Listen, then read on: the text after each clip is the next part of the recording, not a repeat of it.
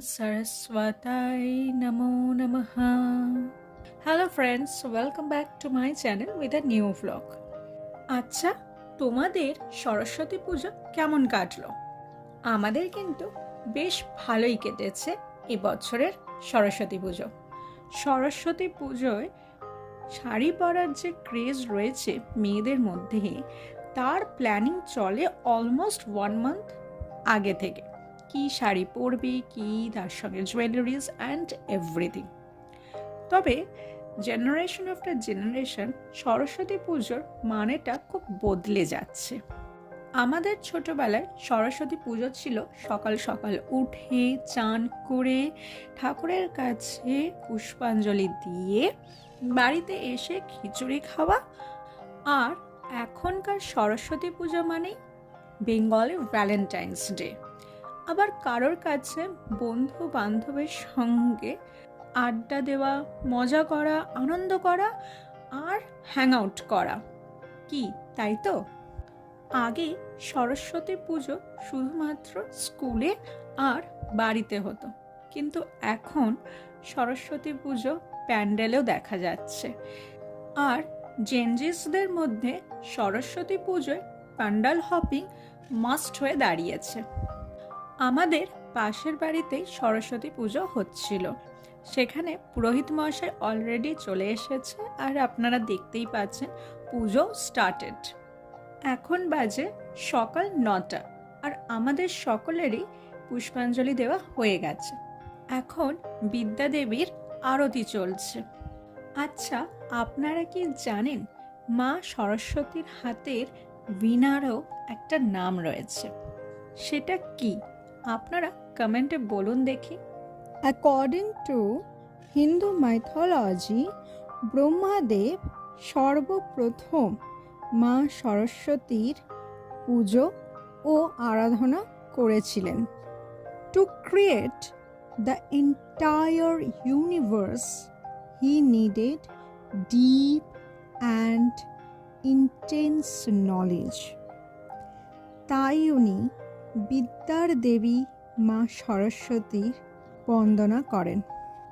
Next হয়েছিল হোম, the most auspicious and sacred havan that purifies the mind and the soul and connects to all positivities around us.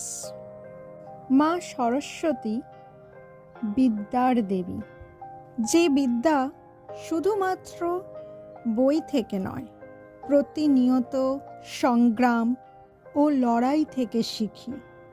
Devi Saraswati is the epitome of knowledge that connects us to every individual with moralities, loyalties and virtues.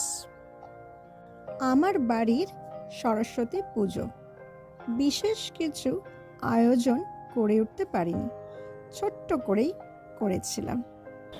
In different parts of country, it is known by different names.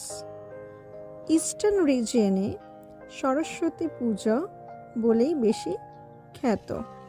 Southern ইন্ডিয়ায় অর্থাৎ কেরালা, কর্ণাটকা, এখানে মা সরস্বতীকে 5 দিন ধরে আরাধনা করা হয় এবং বিষ্ণুর সঙ্গেও অনেক জায়গাতে পূজিত হতে দেখা যায়। ওয়েস্টার্ন রিজিয়নে বসন্ত পঞ্চমী বলে বেশি খ্যাত। সন্ধেবেলা আমি কাছাকাছি কয়েকটা ঠাকুর দেখতে বেরিয়েছিলাম। প্রথমে চলে গিয়েছিলাম বৌদির বাড়ির ডাকের সাজের মা সরস্বতীকে দেখতে। তারপর কাছেই একটা স্কুলে এই ছোট্ট ঠাকুরটাকে দেখে আমি তো অবাক।